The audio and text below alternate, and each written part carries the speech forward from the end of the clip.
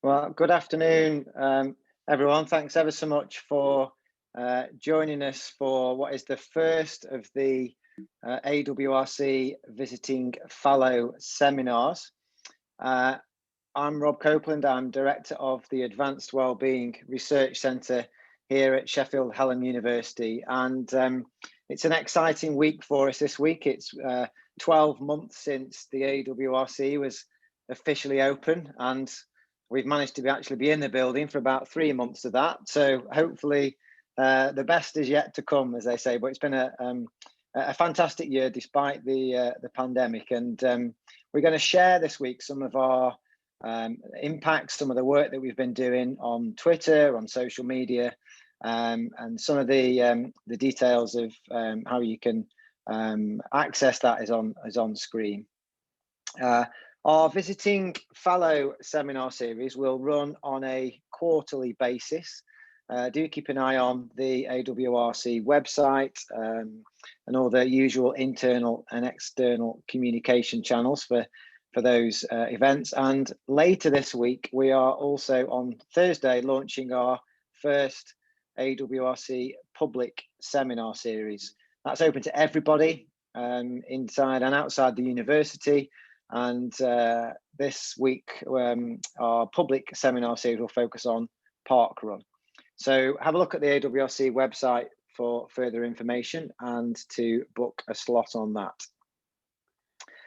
I am absolutely delighted that Dr. Jacqui Taylor has decided to accept my invitation, not only to kick off our seminar series, but also to become a visiting fellow at the Advanced Wellbeing Research Centre. Jacqui is one of the UK's most powerful entrepreneurs. She's the world's first Smart City Tzar, and I love this term, an intellectual disruptor. Jacqui's work focuses on the industrial Internet of Things, where she's a global leader, and her current role includes an expert advisor to the G20 members on the Future Digital Economies. She's an expert advisor to the United Nations for the UN 2030 plan and a strategic advisor to the UK government. Jacqui has an honorary degree, a Doctorate of Science in recognition of her international web science work, and her role as an expert advisor to the European Commission comes, Jacqui, with one of the best job titles going, that of fire starter. So I'm really looking forward to working with you, Jacqui, on starting some fires here at the AWRC. And I know that work has a focus on shaping the future digital economy with specific responsibility for innovation in improving the health and wellbeing outcomes for 450 million citizens across the EU. So plenty to go at with all that. Jacqui's visiting fellow lecture will focus on her latest venture, the Empathy Economy Online, which focuses on sharing learning and resources to help people and places meet the challenges of a post-isolation economy and transition them to the industrial Internet of Things. Jacqui, I'm delighted that you've agreed to join us, and I'm very much looking forward to hearing from you. So I'll stop there and hand over to you. Thank you, Dr. Jacqui Taylor. Thanks, Rob. I'm delighted to be here. Now, bear with me. I'm visually disabled, so I've got 4 screens here that I'm going to orchestrate, which may all not work, but get you to pop in, Rob, if there's anything that looks wrong. Hopefully you can see my screen, my slides. Looks good, Jacqui. Yeah. So good afternoon, everybody. I'm Dr. Jacqui Taylor. I'm CEO and co-founder of FlyingBinary, and we founded our company to deliver an inclusion agenda. And by that, I mean leave no one behind. We deliver this agenda by building technology which is changing the world to leverage the Internet of Things with deep tech, which is the work we've been doing since 2009. We predominantly work in the secret and the military secret domain, and our technology provides part of the security response. That's the first and last thing I'll say about that today. Rob's already mentioned I'm the world's first Smart City Tzar, and I'll talk a little bit about that. And I've been recognised at the end of 2020 as one of the UK's top 20 entrepreneurs based on the impact of our deep tech services. And everything I talk to you today will be about impact.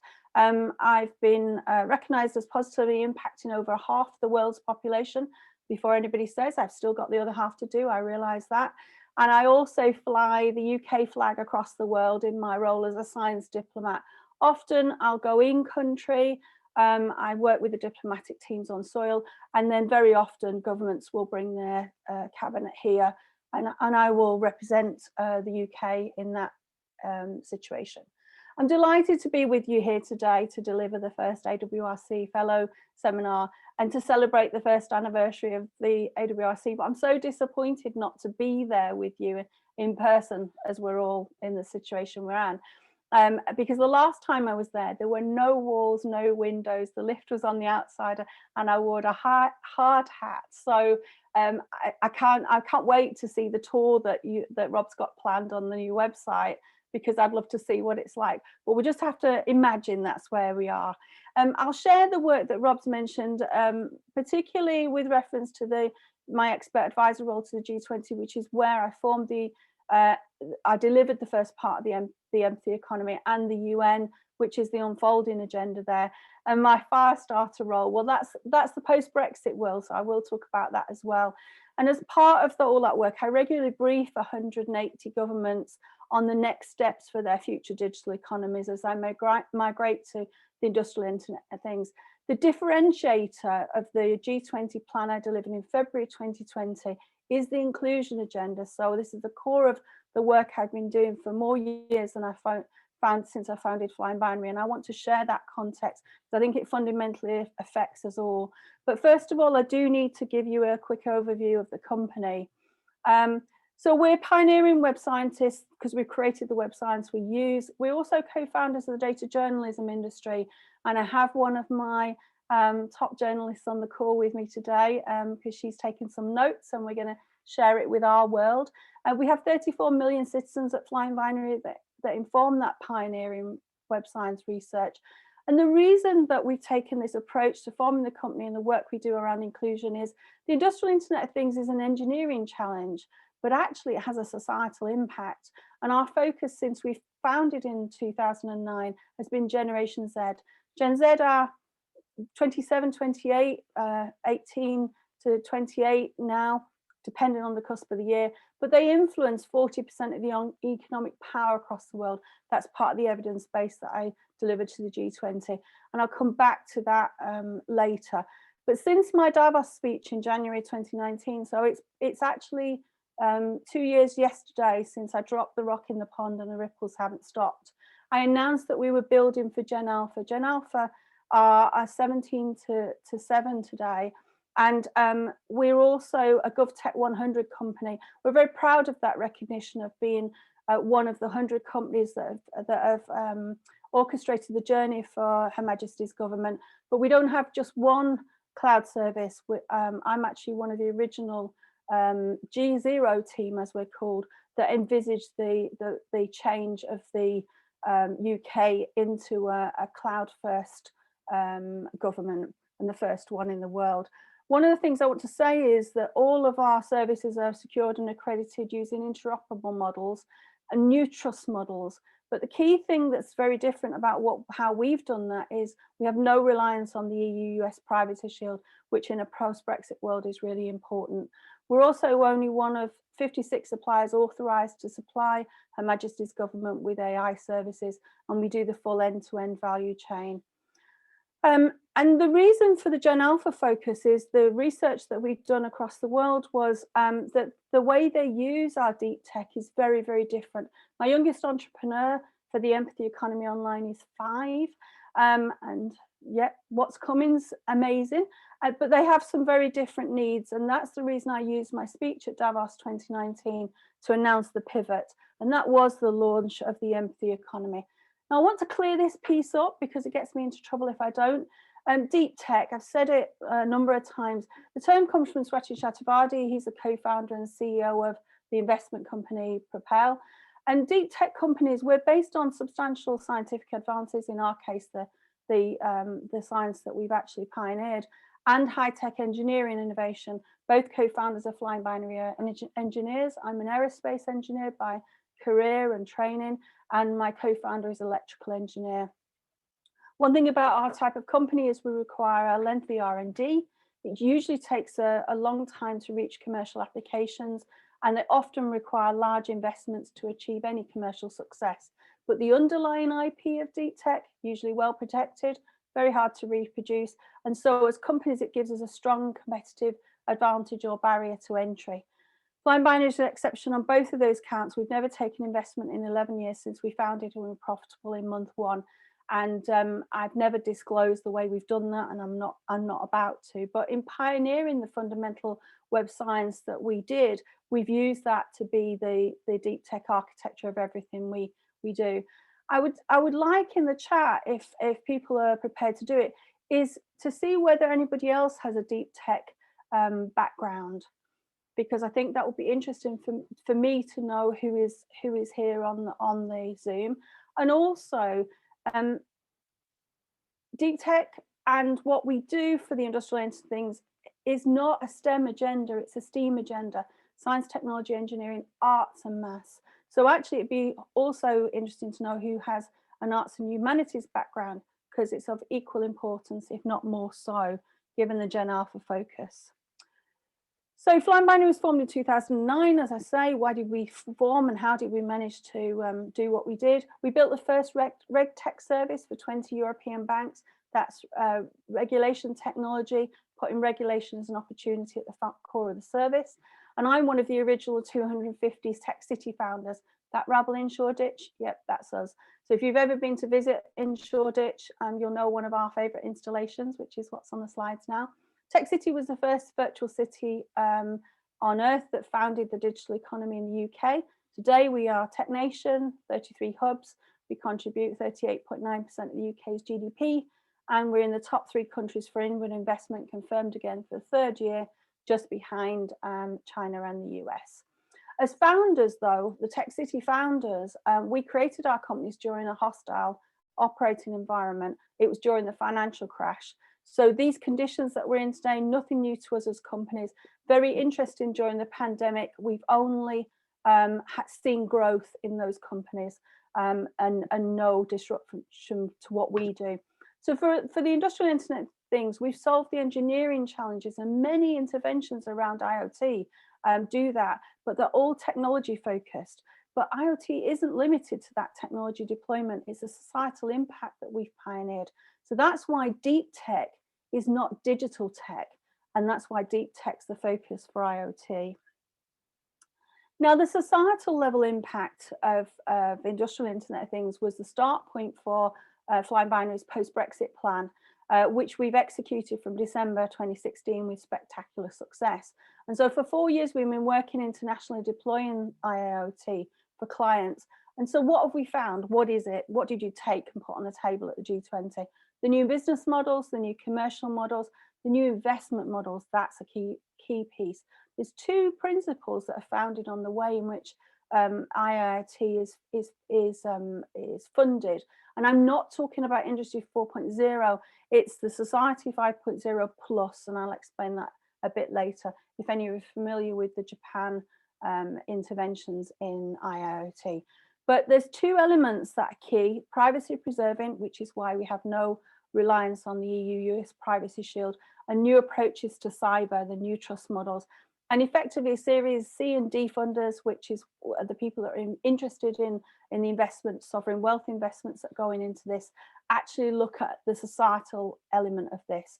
And a key barrier that we found in those 4 years for organizations and for nations is that the technical debt that most organizations carry that would stop them, would be a barrier to IoT, is around 20%.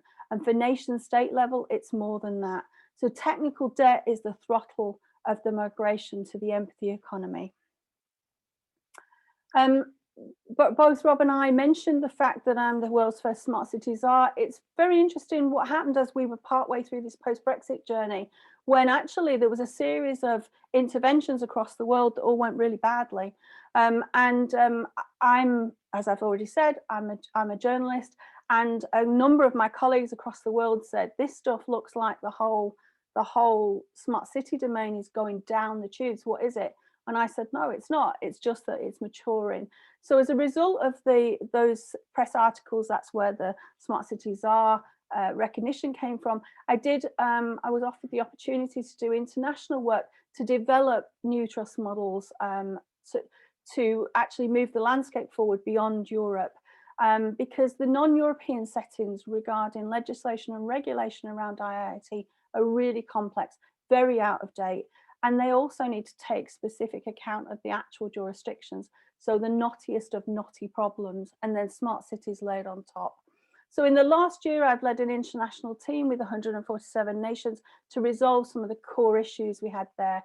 We had to get, I decided I wanted the widest participation internationally, and the common focus for all of those nations and their innovation landscape, irrespective of their innovation journey and the maturity of that roadmap, was around national infrastructure plans. I think pretty much everybody knows in a connected world, if you haven't got the infrastructure, there's nothing much else you can do. It doesn't matter how many great services are out there if you can't get connected. And this pandemic, with a billion extra people coming online, has certainly tested that. So I've published 2 new international standards that have allowed those 147 countries to understand what that means nationally, and they're all building forward with a common foundation.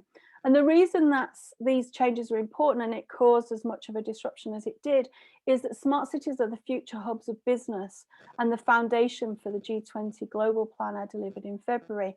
And that is actually delivering 60% of the world's GDP for the UN's 2030 plan. So as a result of the Brexit work, I was recognised as one of the top 10 global IoT innovators, and I received 4 invitations to speak at Davos. 3 of them I won't talk about, but the one that I was interested in was the one that was challenging the globalization shift and the realities of our IIoT world. And the context set was to debate the issue of trust, core center of our web science research, and how the social web itself, the social machines, the Facebooks, the Twitters, the Reddits of this world are eroding that trust. I was asked to speak on the future of the cybersecurity industry, which was a couple of sentences. There wasn't much to say, there isn't one.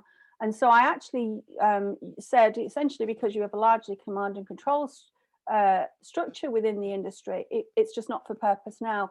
All we need is a 0-day exploit across the world, and I'll prove it to you. That was the pandemic. But cyber defenses are not positioned to operate in our IoT world. And as an acknowledged leader in this field, actually challenging and showcasing the changes that are needed was where the transition began, really, in January 2019.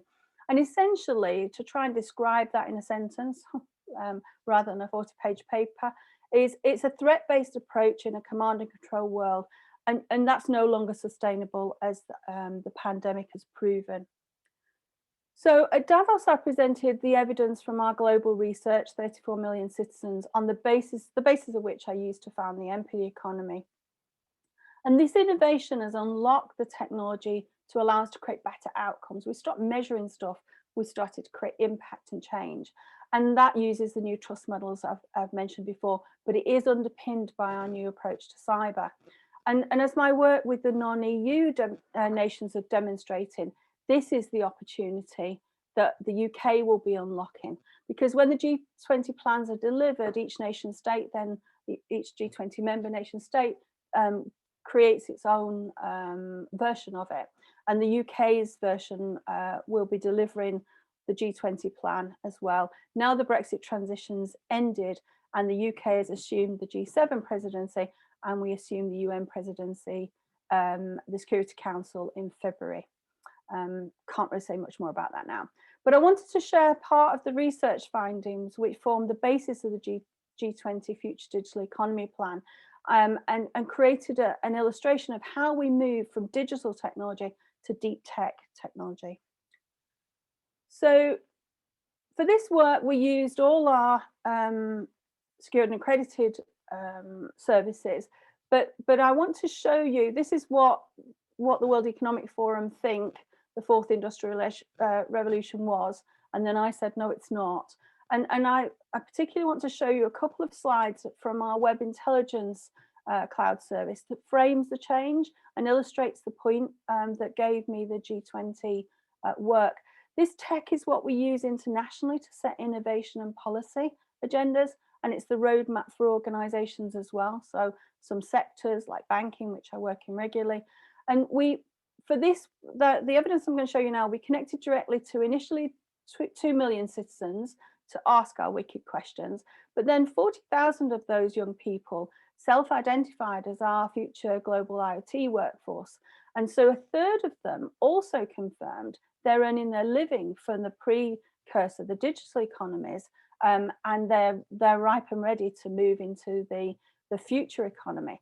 And they're the citizens that FlyingBinary builds its services for. So we asked a series of wicked questions to address the globalization, as Wes saw it that you see on the screen. But out of the research, there were two things that stand out, which really are the principles that we are not adhering to, and the reason that the trust models are broken. So that was the start point for starting a new agenda for the G20 and the new future cybersecurity agenda.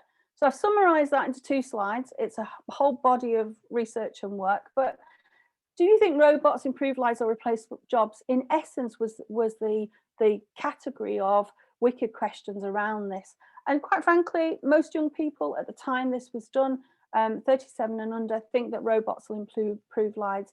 And across the world, that generally is true. And this was the overarching piece. And Germany was notable. We did some additional research there, which I can't share.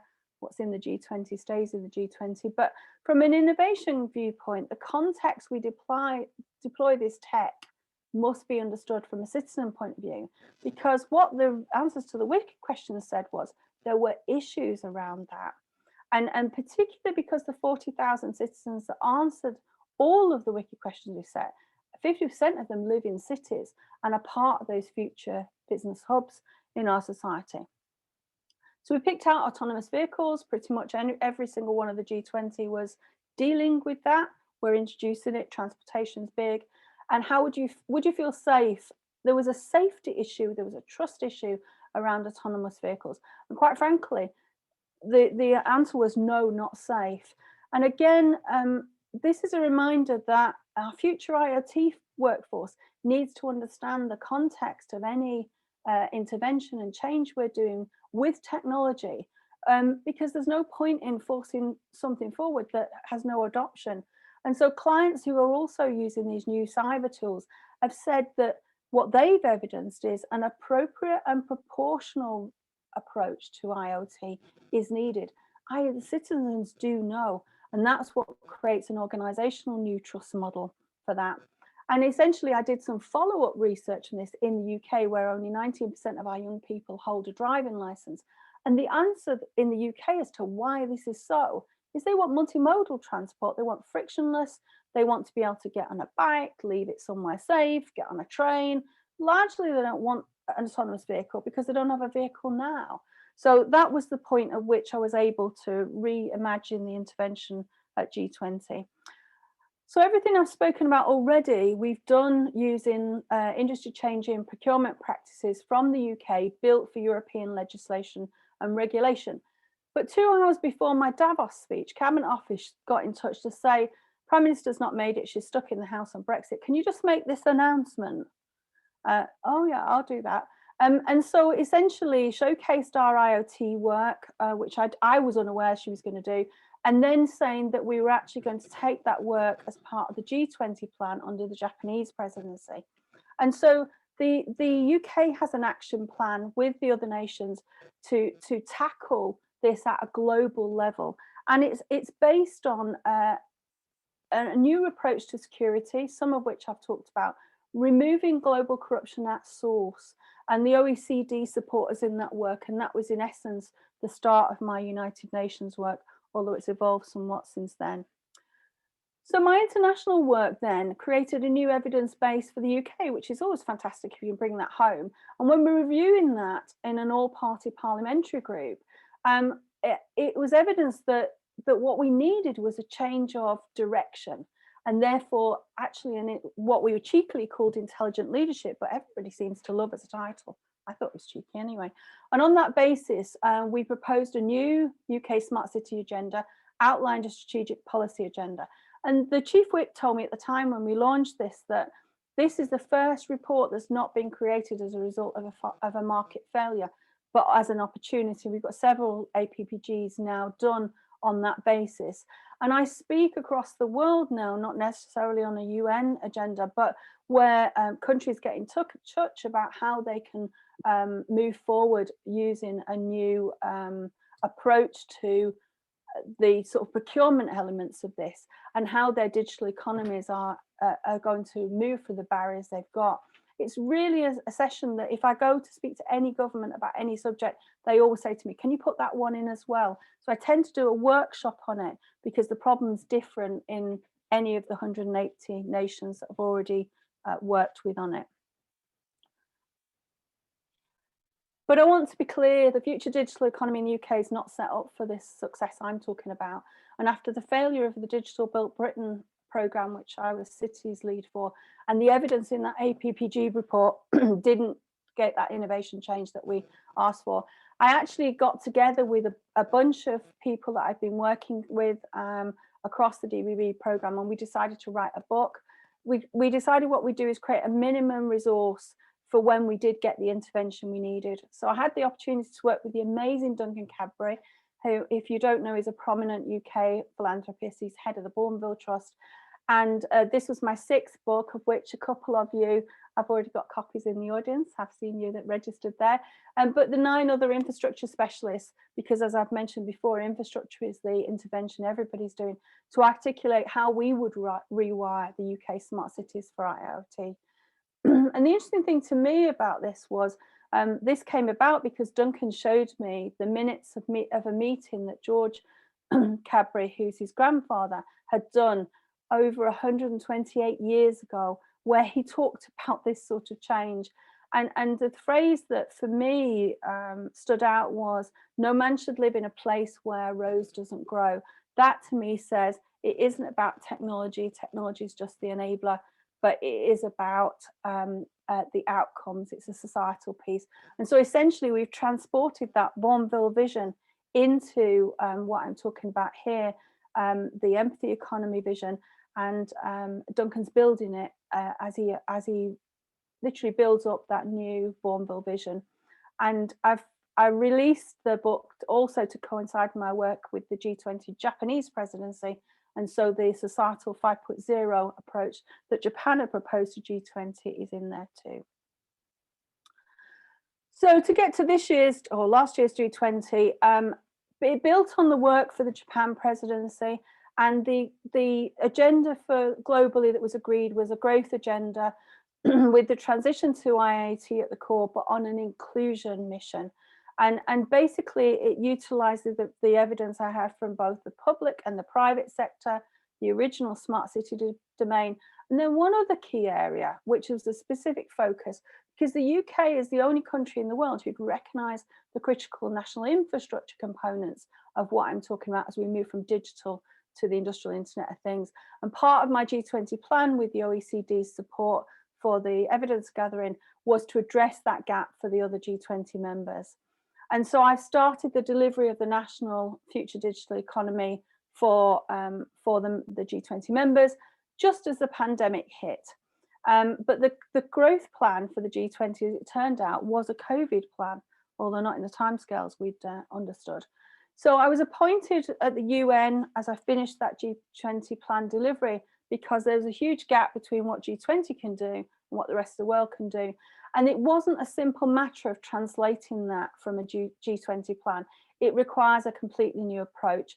And so to actually deliver the UN's 2030 plan, which is all the things the nation states will do beyond the Paris Accord and the 17 Sustainable Development Goals, there's many, I've talked about, there's many other things that you need to do, but the investment case for change is a really key one.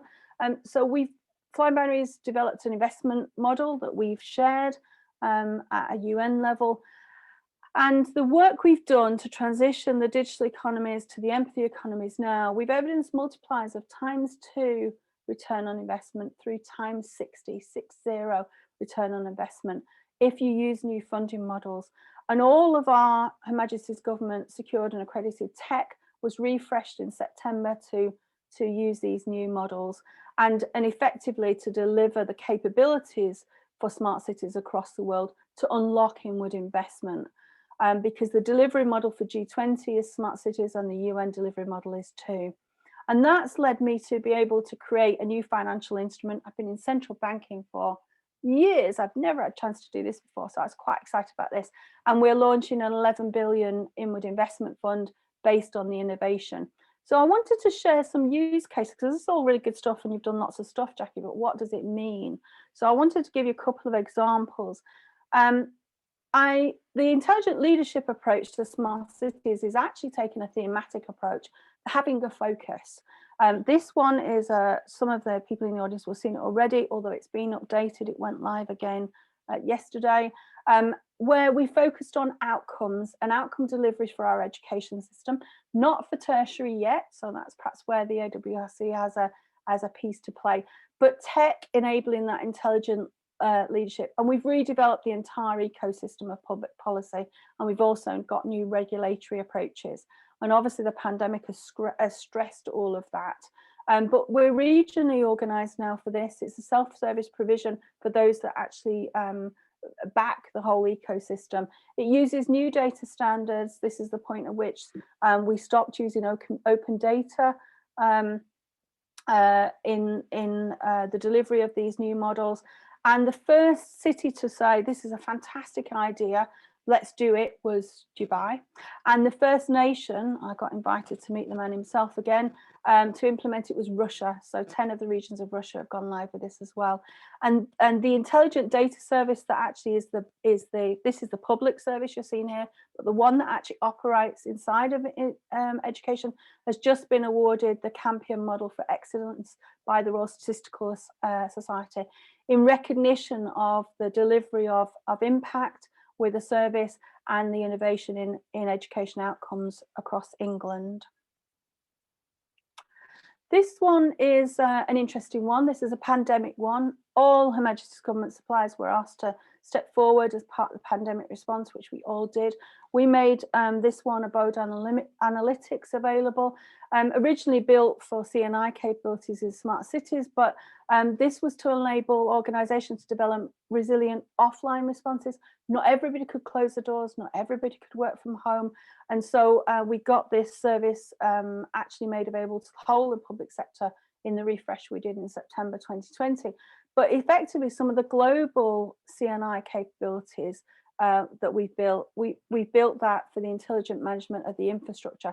That was the basis of the critical national infrastructure change in the G20 plan to move the G20 forward on this. This service is deployed in individual buildings, it's across the states, and it's now rolling out across nations. And effectively what Abode Analytics does is delivers COVID-safe physical spaces, as opposed to just safe physical spaces, COVID safe. And it protects both the organisation and the visitors alike. So building resilient places, and this shaping future places, but as we learn to live with this virus, certainly our clients think that this is a longer term play that they need to make. So Rob mentioned my new role in Europe. That came about because one of the other parts of the pandemic was all 27 member states asked the same question of us as well, and we deployed tech to support the pandemic efforts in Europe. But the new European plan that I've delivered in July to Council was derived from the G20 plan, founded on the UN SDGs, and was ratified by European Council in July. But there's one aspect of the empathy economy that I haven't talked about yet, arguably for me or for us as a company is the one that I care about most, the people the nations serve, the citizens. I didn't have great success in putting that anywhere else, but it doesn't stop me trying. So in Europe, we've concluded that these needs and requirements are just not being served anywhere, and there's no best practice available. So the European Commission formed what's called a special task force. There were 4 of us to recommend the policy direction for the EU and to focus that on the citizen. That report's been delivered. It was showcased by the European Commission in December of 2019, and then the whole thing has rolled forward.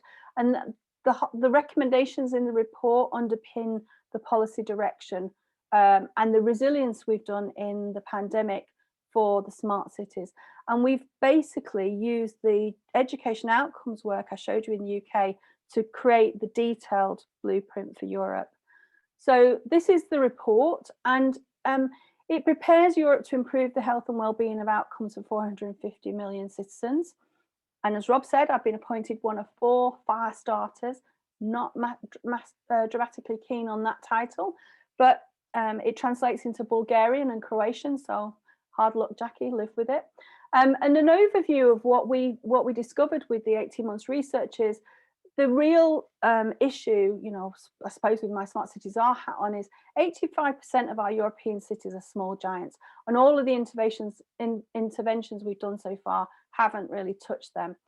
I had 22,000 cities help me to pull this together, but more importantly, I had 6,700 mayors. When you've got 6,700 mayors helping you gather evidence, they're a formidable force, I can tell you that. And essentially, one of the things that came across absolutely loud and clear is, don't think that don't think that deep tech means no physical offline. It does not. And so actually factoring the offline as well as the online into a resilience and continuity requirement, which is what the new European plan is an absolute vital one.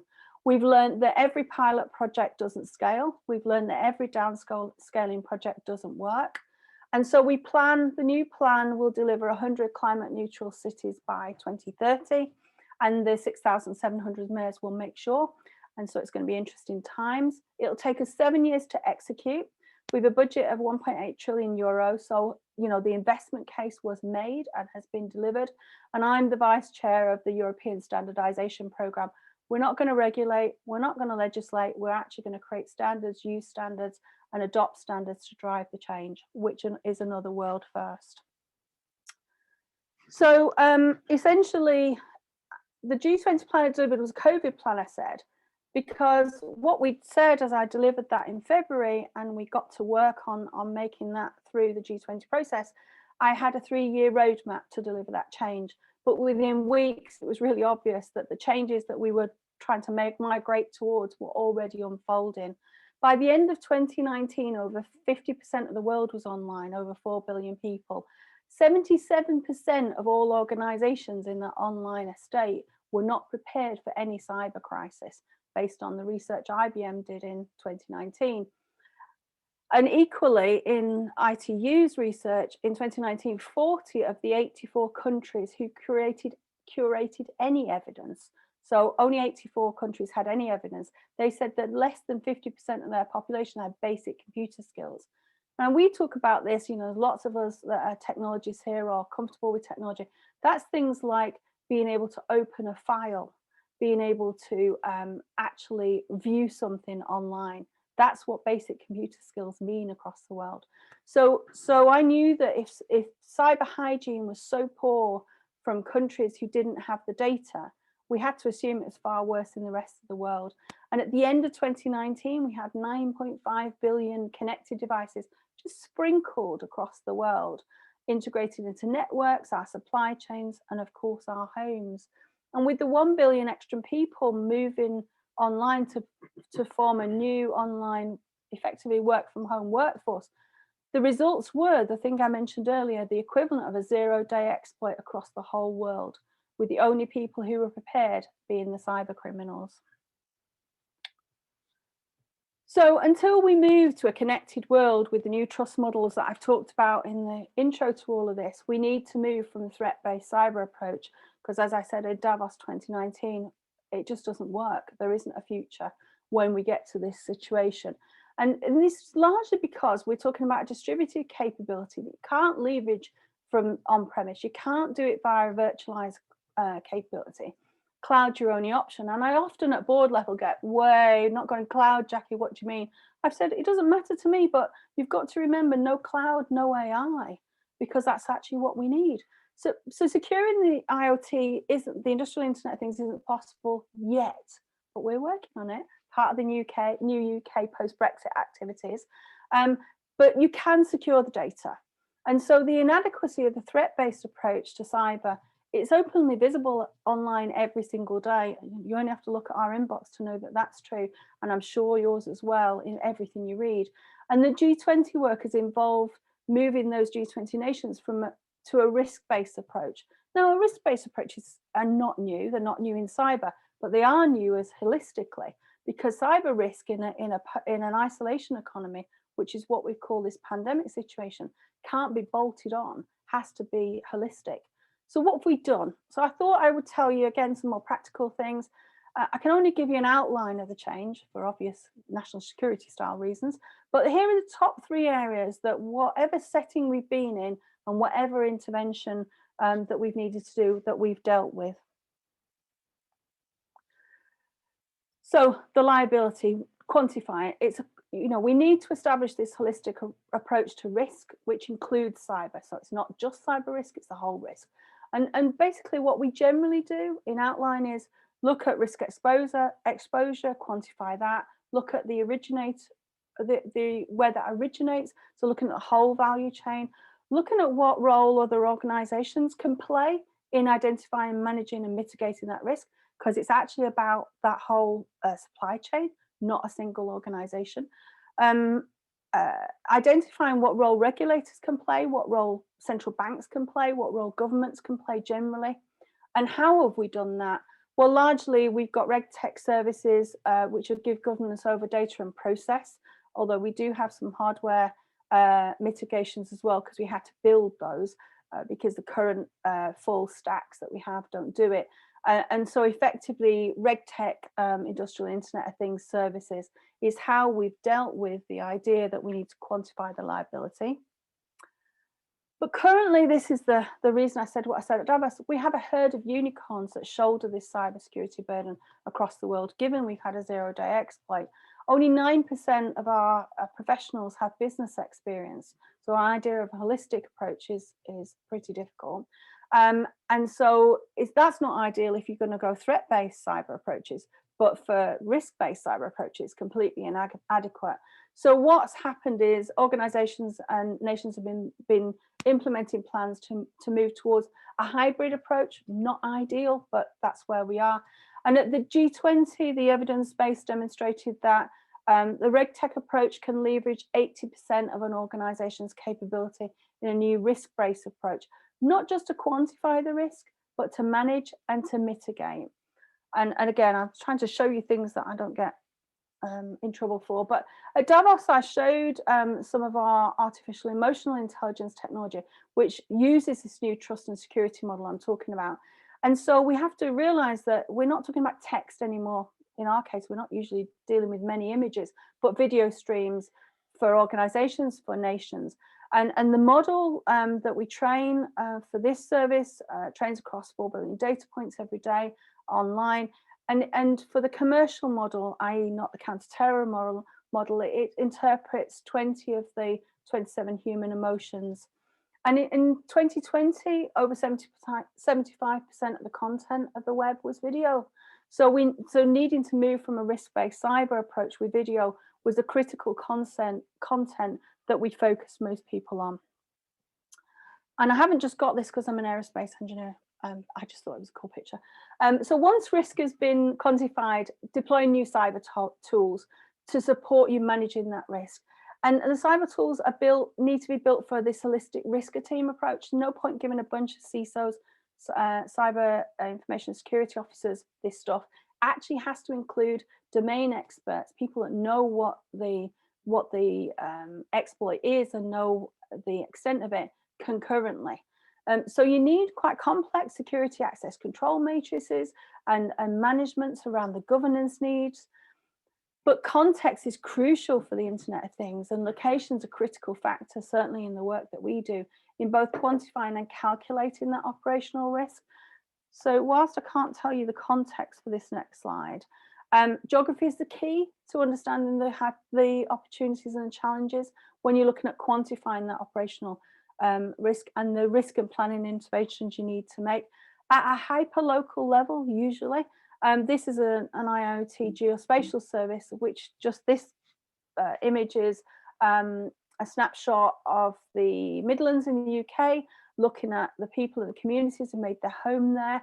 And depending on the risk that an organisation or a nation is looking to understand, it might be something that a government can lead on, or it could be something where CNI, the critical national infrastructure companies, can assist with, or it may be a community initiative.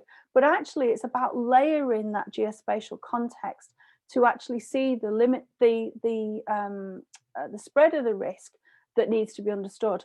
And so, therefore, even an initial assessment of that risk is good enough, given it's not done at all generally. And then the third one, which I'm working on now and is proving to be a tricky one, which is reevaluating the cyber insurance options. Quantitative approach to cyber risk mean creating new options to add innovative products. So I might got myself a new investment product, but creating a new insurance product is proving to be a bit tricky. But it's actually a new approach to the risk mitigation that actually the insurance sector can move on for us. And it is moving, but it's slowly. But in some of the sectors like manufacturing, where organizations or more likely supply chains have moved to a servitization model, they've collectively negotiated new options. So I've got ongoing dialogue on this at the moment. But again, as before, leveraging the regulators, the central banks and the government to actually put something in place, because it's a whole system approach. So this is me wrapping up now. IoT is already here. Smart cities are complex and messy, but they're future of every digital economy and the foundations of resilience to change in the 180 nations that have agreed the plan. What that means from an academic point of view is to define how academia can contribute to this.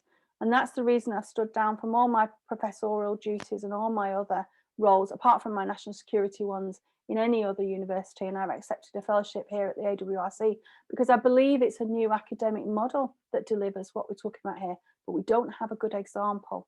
So Rob, definitely going to be a fast starter in this, because I think that it's time. And that's me. Thank you ever so much, Jacqui. It's great to have your insight on this sort of changing, fast-moving agenda, and something that we are going to have to be really across with the AWRC and our research. We've got time for a couple of questions, but as a reminder, if colleagues would like to ask Jacqui anything, just to drop the note in the chat, and we can pick up afterwards. I'm going to come to a question from a colleague here, David Curtis, that David says it seems that an empathy economy won't be possible or be very difficult in the UK with a current government that prefers centralised control. How critical is greater devolved government to the regions in achieving this? Well, it's an interesting question, and I suspect that the motivation behind that is looking at the political landscape. But as I already demonstrated with the all-party parliamentary group intervention and the regulatory intervention in education, actually this is regionally based. So the 4 home nations, fine, that's fine. But actually what I find, and it's something that I didn't say today, I usually do, which is when I talk about smart cities, be they the 85% that are rural or the urban sprawls that we talk about, every single one is different. So it's not about devolved nations, in my view. It's actually at a regional level is where change happens.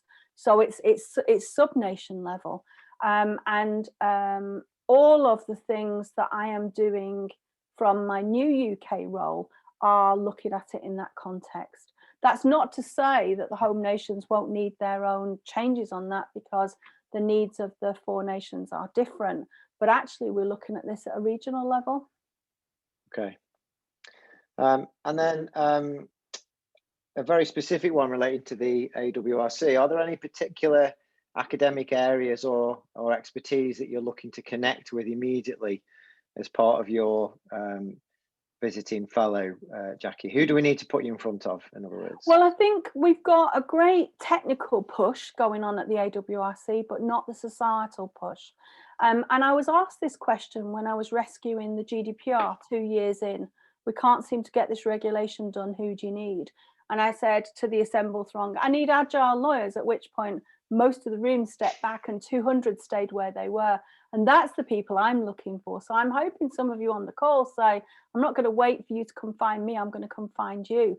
Because actually, I think that if colleagues know that STEM is over and STEAM is the future, they will be looking to a more collaborative, more holistic approach to this.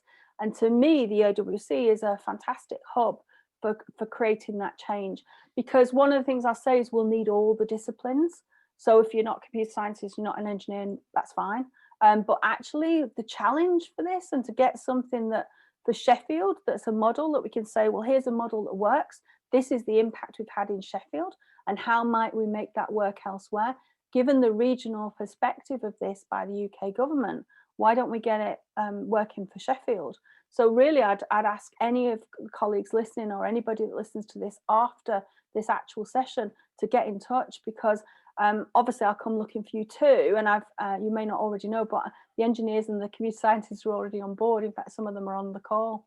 So I've already started putting some of the empathy economy work into the university, because I've already got requirements now. So I've been connecting with colleagues, but not specifically from an AWRC point of view, but I am actually wanting to form that agenda that's not technically led, that's not sports science led, that is societal led. And quite frankly, Gen Alpha should be our future and our focus for the AWRC, because they are ready and waiting. It's just we've not done what they need. So if I don't have anybody stepping forward and saying, well, we should start here and we've already got this working, how do we do it? Then actually Gen Alpha is my answer to that question.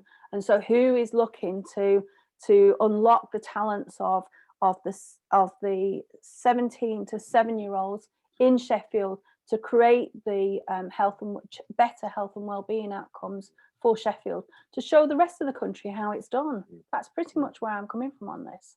Yeah, thanks, Jacqui. And of course, adjacent to the AWRC on the Sheffield Olympic Legacy Park, we have the Oasis Academy and we have the University Technical College that are full of Gen Alpha. So it's fantastic food for thought. Thanks again ever so much for your time and an effort and insight. We will collate all the comments and the chat, and we'll share that. Thank you. And we very much look forward to working with you in the future, Jacqui. So round of applause, virtual round of applause. But thank you ever so much, Jacqui, for your time this afternoon. Colleagues, thanks for tuning in, and we'll see you all soon. Thanks again. Bye all.